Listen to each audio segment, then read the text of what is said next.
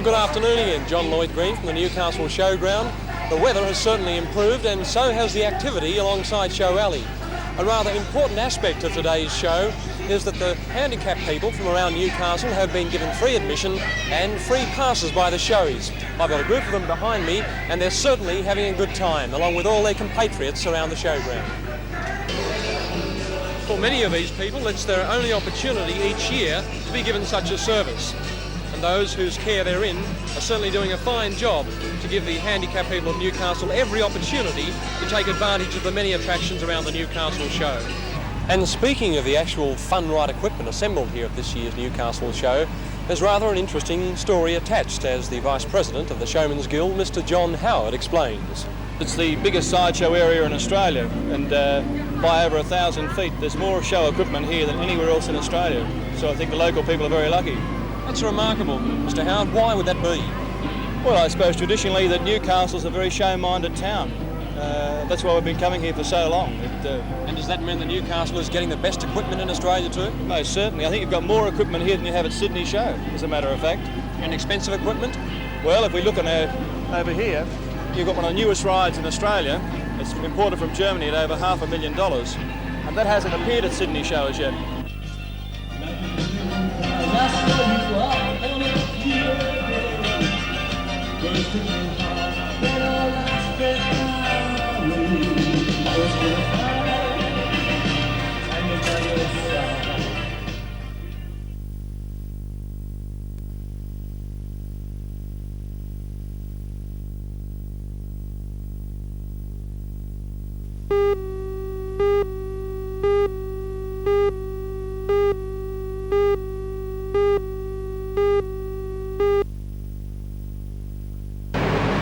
One of the Orinoco's crewmen described the 226-metre long vessel as not so big, and maybe that is the case in world terms, but for Newcastle the Belgian-owned vessel is the record breaker. Into its massive holds, some 125,000 tonnes of Hunter Valley coal are being loaded, more than any other single shipment in the past. The Orinoco could actually take more, but few ports could handle the ship. When it leaves Newcastle on the early tide tomorrow, it will have about 1.5 metres under its keel. Misses the tide, the ship's here until Saturday morning. The coal is part of a coal and allied contract to supply a new power station at Beira in Israel, a destination that's about 1 month's sailing from Newcastle. The Orinoco and a sister ship, the Amazon, both named after South American rivers, were built by Hyundai in Korea, and they're both likely to become regular visitors to Newcastle in the future.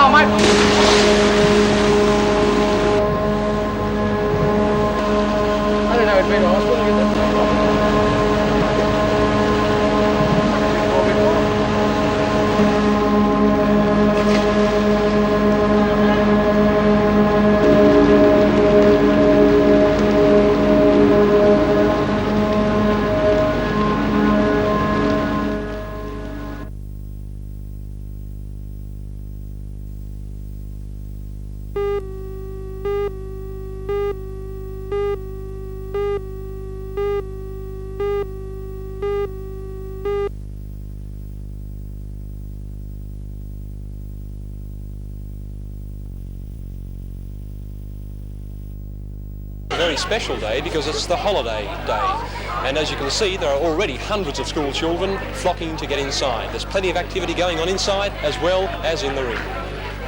Inside the ring the scene is somewhat calmer, but nevertheless there's still plenty of action going on.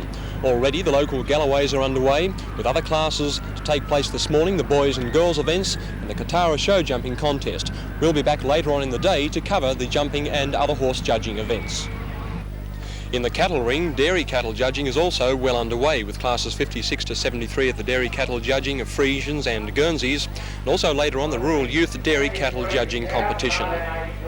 We've had the judging already. Yesterday we did the jerseys, the air shears and the AIS cattle. They were in magnificent order. The numbers were down in 2 of the breeds, which is mainly due to the shocking weather conditions these dairy farmers have suffered during the last 12 months. Well, what about today? Is it standard up today? Today the numbers are there. The quality is tremendous in the Friesians and Guernseys. They do a magnificent job. It's unknown mostly to city people that over 2,000 hours is expended in each of these beasts per annum. And I think that a lot of the hard work that's done is just sort of taken for granted. We expect milk to be on the table, and we expect yogurt, and we expect cream and things to just happen. But all this work that goes into this is absolutely incredible.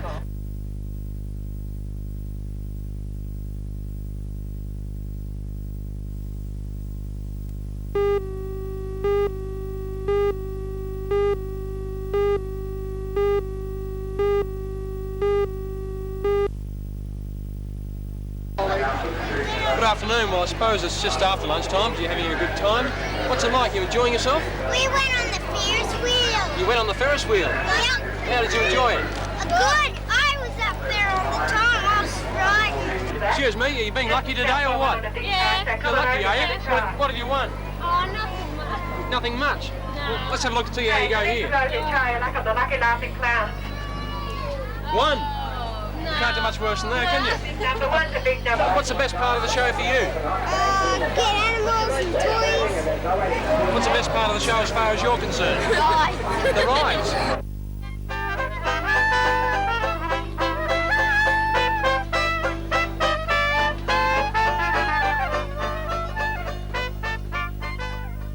Well, really, it's quite obvious. This is where the action is. Outside the ring at the moment, although there are still jumping events going on inside. But later on this afternoon, the show will be officially open, which will incorporate the Grand Parade. We'll bring that report to you at about 5 o'clock this afternoon. Until then, this is John Lloyd Green from the Newcastle Showground, having a wow of a time.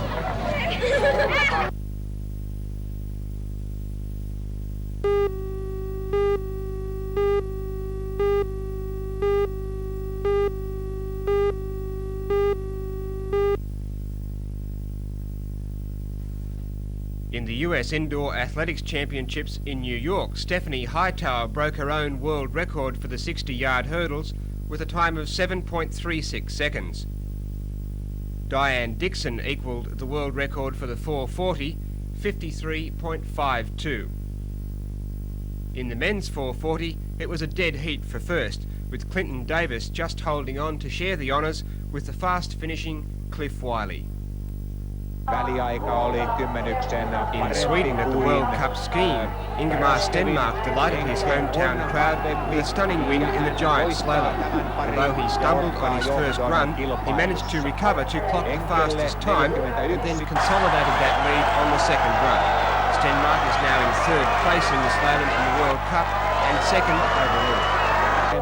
In Finland, the World Speed Skating Championships. East German Karen Enke heads the women's competition after a world record in the 1,000 metres. Russian Pavel Pegov leads the men's competition, with this skater, his compatriot Vladimir Kozlov, in third place.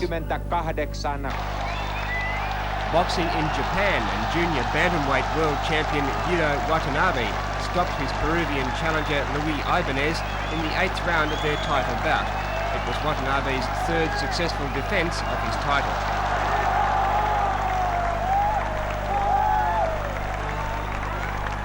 About 18 metres out in front of the post, Youngs. In England, Leicester defeated Wakefield in the 4th round of the Rugby Union John Player Trophy. Despite an early lead of 8-0, Wakefield, playing in the black, could not withstand the Leicester onslaught and lost 30 points to 14. Youngs this time, Cusworth, and through to Barry Evans, the score.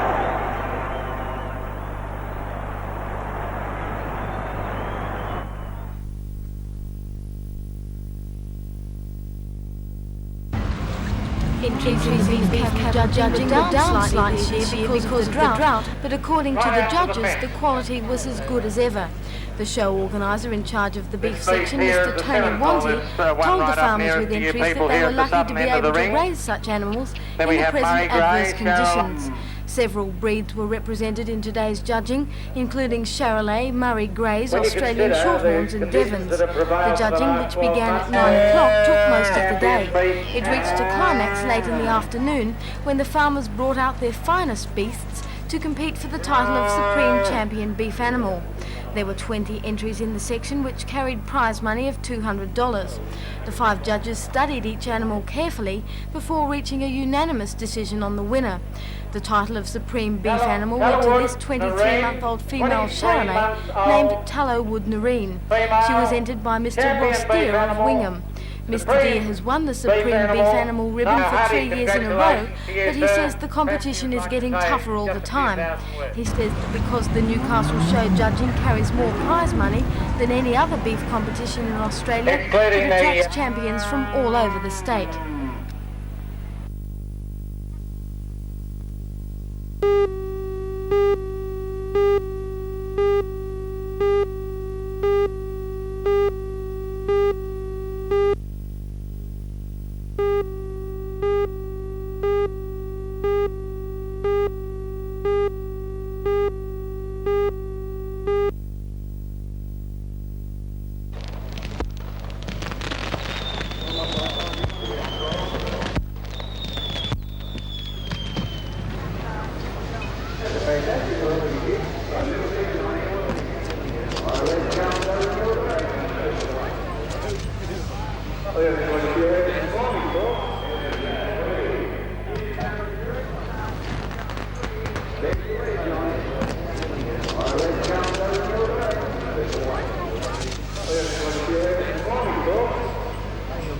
Look like you're about 9 o'clock, so you can move.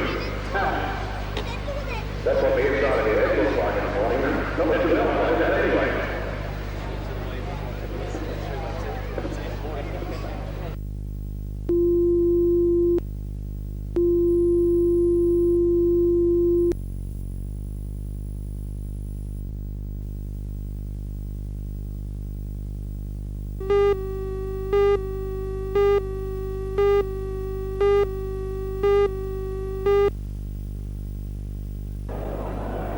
And Birmingham's relegation troubles continued after a 1-1 home draw with Brian Clough's Nottingham Forest. They now have 27 points from the same number of games and are hoping naturally for a good sequence of results from now till season's end to avoid relegation. Birmingham in the blue scored through Harford. Nottingham, fourth on the table, scored through Davenport. The goal was set up by their striker Gary Birtles, who beat a number of defenders before the loose ball ran to Davenport. Liverpool have the title wrapped up.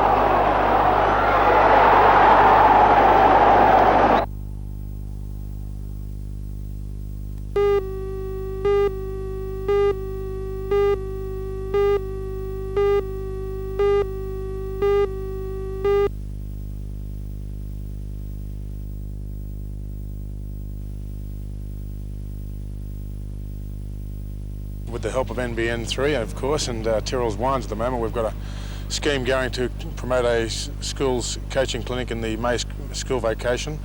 I'm hoping to coach about 250 children in a fairly intensified program that'll last 5 days, and I'll have the support of the Rossman Sports Foundation and the Australian Rugby League.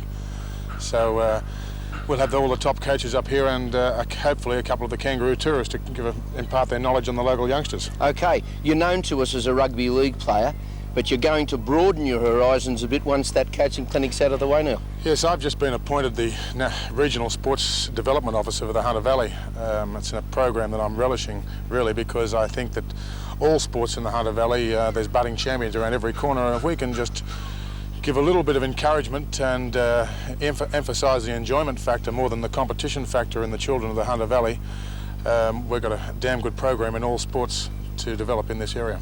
No, I guess you'll be looking very shortly for people from different associations to request your help. I guess that's where it starts. At the moment, I'm liaising with the Education Department and the Department of Sport and Recreation and trying to coordinate all the different sports that are carried out in the Hunter Valley, and there's a multitude of them, I can assure you, and getting them all down and tabulated correctly and then slowly going through them and seeing what areas we can help them in. It's going to be a long process, but eventually I hope to touch on every sport that's played in the Hunter Valley and not only improve the coaching side of it, the playing side of it, but also the administration side of it.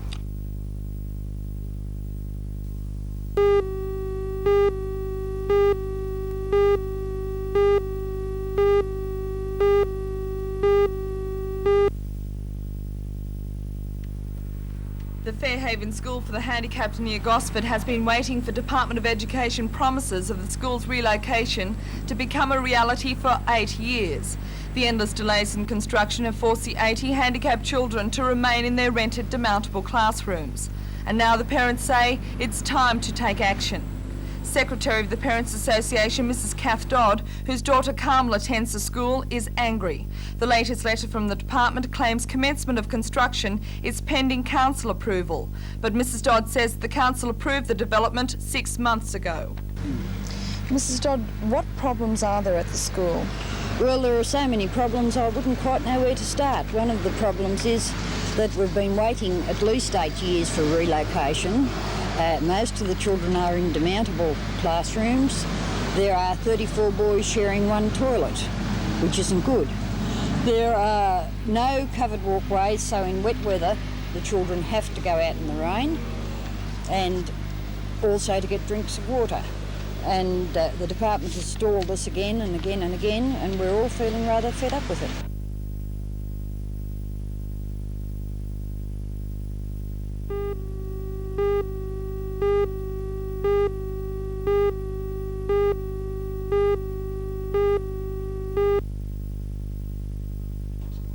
Mr. Morris says by forming such a committee, much of the red tape presently clogging up progress in the region would be avoided. Essentially, we'll formalise the relationship between the council, the Hunter Development Board, the Chamber of Commerce, where for some years now we've had a very good relationship, and we've discussed a number of issues between us. For example, the recent BHP public meeting was convened by a number of different parties, but we haven't got any ongoing mechanism to maintain that. And I think that that Newcastle needs to actually come together as a community with one point of view, which will include the workforce, the employers, the chamber, the council. If we can speak as one, then we've got a much better chance of getting results for the things we're looking for. Why hasn't an organisation like this been formed before? Well, mainly because most of the dealings with the federal government go through the state, and certainly the federal government for the last 7 years hasn't wanted to come and help us. It hasn't wanted to get involved. There hasn't been a minister in Newcastle in the last 7 years looking at our problems in terms of the BHP, for example. And I think after this election there will be, and it's up to us to make sure when they come and when the federal departments show interest that we're capable of actually absorbing it very quickly.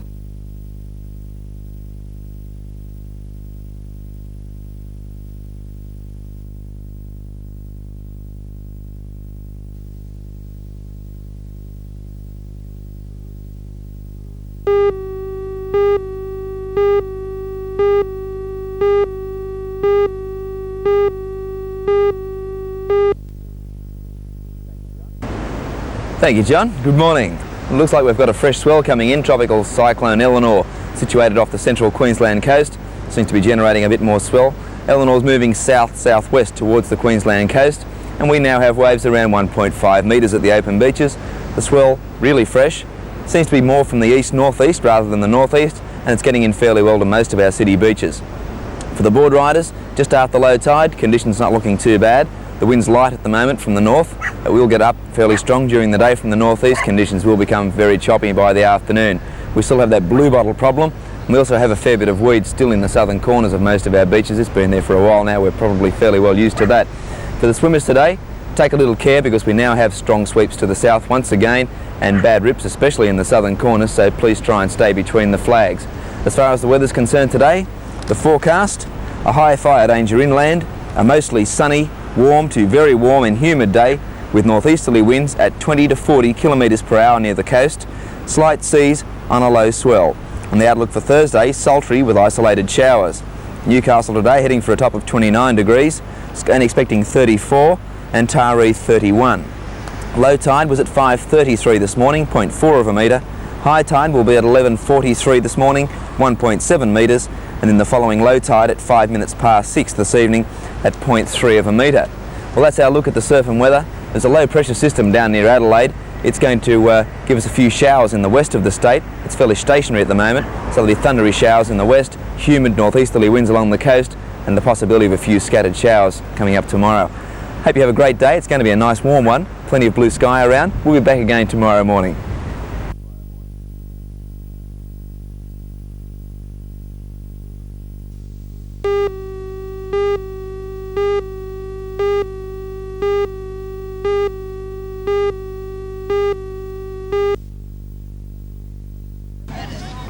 "78 handicapped children are enrolled at the school.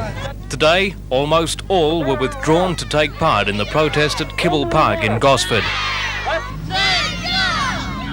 The parents are tired of being fobbed off by the Education Department when they press for the new school. We are no longer going to be played for fools until Mr. Mulock sets a date and we have this information in black and white. I'm sorry, but we just do not believe it." The Assistant Area Director of Education, Mr. Bob Nichols, spoke with me today and criticised the use of handicapped school children in the protest. I don't believe that there is any reason, especially of a political nature, which justifies using children. I have no doubt that the Minister has in mind a way of funding the building. I'm quite confident that the building will be commenced. Both sides agree the need of these children is great. No undercover walkways, no ramps for wheelchairs, limited sleeping facilities for children that tire easily. Some children have not and cannot be toilet trained. Nappies are washed in one washing machine. Larger children are changed on this tiny table. The Education Department has promised action, but the parents, out of bitter experience, will believe the reality of the new school when they see bricks and mortar.